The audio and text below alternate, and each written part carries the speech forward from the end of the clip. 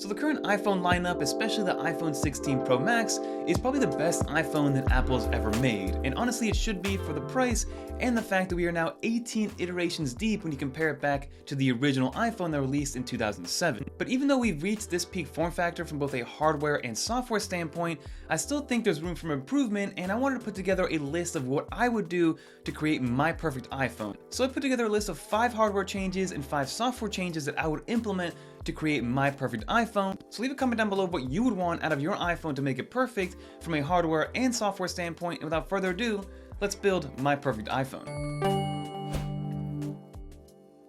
Now I do want to mention that these are quote-unquote realistic changes and possible changes that could be implemented.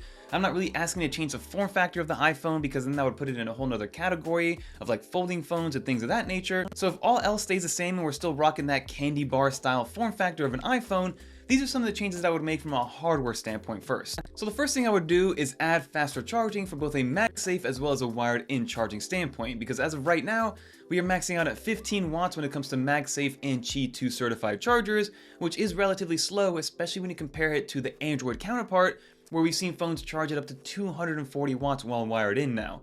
And same thing goes with the wired-in charging. I think right now we're peaking at about 45 watts, depending on which charger you have, or I'm seeing some reports of maybe 39 watts being the max, but give me 60, 65 watts in order to charge my iPhone that much faster to be able to use it and make sure that the battery is topped off whenever I need it to. And then to coincide with that, let's get a larger battery in these iPhones. I know that Apple's kind of steering its way back into the slimness form factor, back to the iPhone 6 and 6S days where things were bending very easily. If you remember Bendgate, definitely leave a like down below or a comment, but I wouldn't mind the iPhone being a little bit thicker in order to fit a bigger battery to really and truly give me all day battery life, because I have an iPhone 16 Pro Max. I use it pretty intensely. I use the camera a lot. I'm recording in 4K 60 a lot of the time. I'm using some task intensive applications, so the battery life is rare to last me a full day. I usually get to my nightstand at around 10% if that, but I am always charging it throughout the day. So being able to get a full day's battery life, like if you guys remember the iPhone 13 Pro Max, that thing was a battery beast and lasted almost 2 full days with intensive use. So let's go back to that with a combination of a larger battery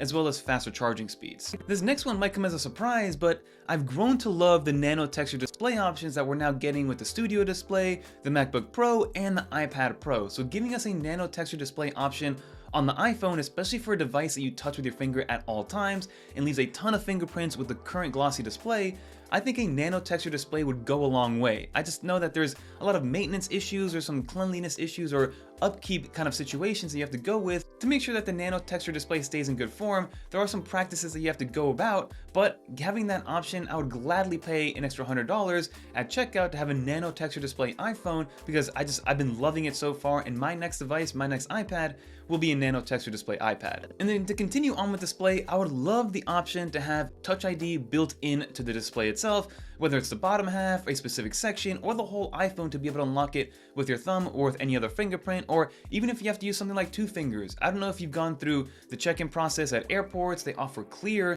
as a security clearance to be able to bypass a lot of the line, and they use not only optical, but they also use a 2-finger fingerprint scanner to make sure that it is the person that's actually checking in. So something along those lines would be great. Even if you use it as a combination as Face ID and Touch ID together, I think it would be great from a security standpoint, but also give us the optionality if for some reason you're wearing glasses, or for some reason the sun is too bright where Face ID kind of starts to mess up a little bit, or maybe you have something else kind of in the way of your face. So being able to have Touch ID on the screen itself is something that I would definitely welcome with a new hardware edition. And then last but not least, it has to do with the camera. First and foremost, move the camera control button a little bit farther down so it does fit in that form factor when you're holding it in landscape mode, and it's not an awkward hold when you are using that camera control button. But secondly, give me a 10x periscope camera lens.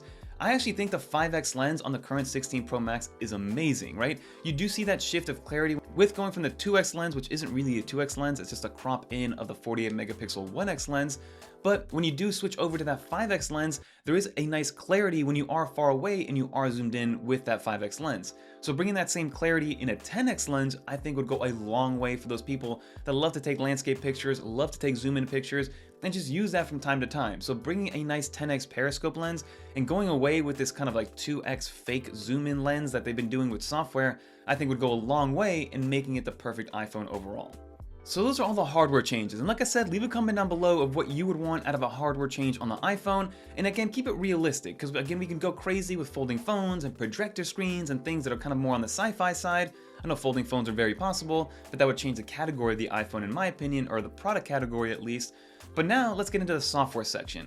From a software standpoint, you can go a million different ways with this thing, but the number one software feature that I would want implemented to the iPhone, which I think could be done literally in the next day, is a true form of split screen multitasking, especially on the larger iPhones.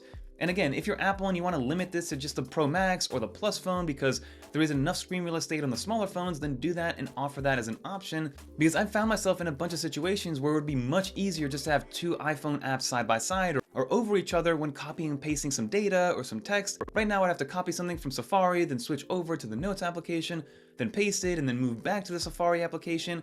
And it's just kind of tedious, and there's so many steps that just aren't warranted or aren't needed. So being able to have some sort of split screen or real multifunction use of applications, then maybe even do what Google does where you can save two of them at the same time.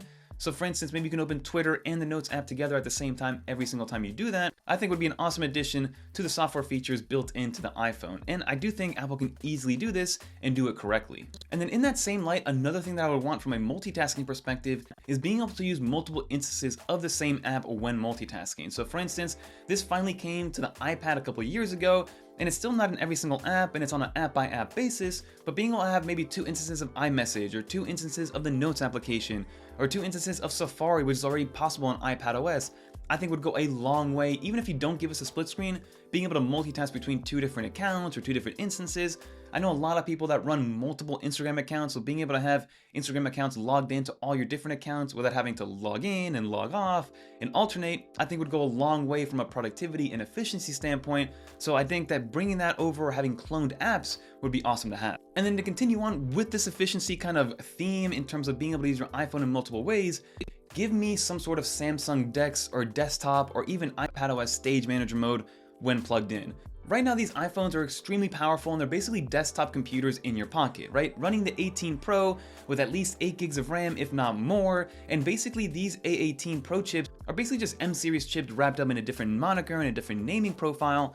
So it's plenty powerful enough to be able to run something like a Stage Manager or a watered down version of macOS when you do plug in to an external display. So if you brought that over to me, I think it would go wonders, and I would pay extra to have that feature on a monthly basis, or maybe pay for a separate application to be able to do that, because I do like the ability to now have USB-C on your iPhone, especially with those USB 3 speeds, being able to plug in with something like a Thunderbolt port or a USB-C port to an external monitor, and then having a desktop-like experience on your iPhone, I think would be awesome for a lot of people. Another awesome software feature that should come because it's already on the iPad is those universal control features that work so well when you have macOS paired up with iPadOS. Being able to drag and drop files from your iPhone directly to your macOS computer without having any sort of connectivity, as long as you're on the same Apple ID and on the same Wi-Fi, would be an awesome thing to have. Now there's a version of this already which you can kind of do, which is being able to mirror your iPhone on your macOS computer. You can drag and drop files across that from your mirrored iPhone to your macOS computer, but again, you need to open up a different application. It has to be done on the computer itself, and it makes your iPhone or your physical iPhone unusable while this is happening. So maybe making another iteration of that would be great.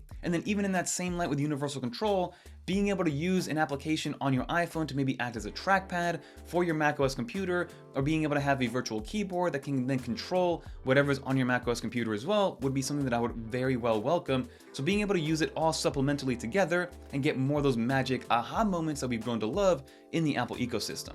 And then finally, the last one that I would welcome, and I know that there's already third-party applications that do this, but having a true native Clipboard Manager that could be easily implemented into iOS is something that I would want immediately. And I think it would be the easiest one to implement, because right now just copying pasting only works on one level and one tier, very similar to how it just works standard. But being able to have some sort of Clipboard Manager and maybe utilize something like the dynamic island to be able to save things in the dynamic island, really integrating both the hardware and the software together to make it look and feel kind of like magic, is something that I know a lot of people would like. So Apple, please give us a Clipboard Manager where we can copy and paste multiple things at multiple times and then manage where we're pasting them without just having to copy one thing at a time and pasting that one thing at a time. But those are my 5 software and hardware solutions that I would want built into a brand new iPhone that would make the iPhone a perfect situation. And I think these are all very realistic.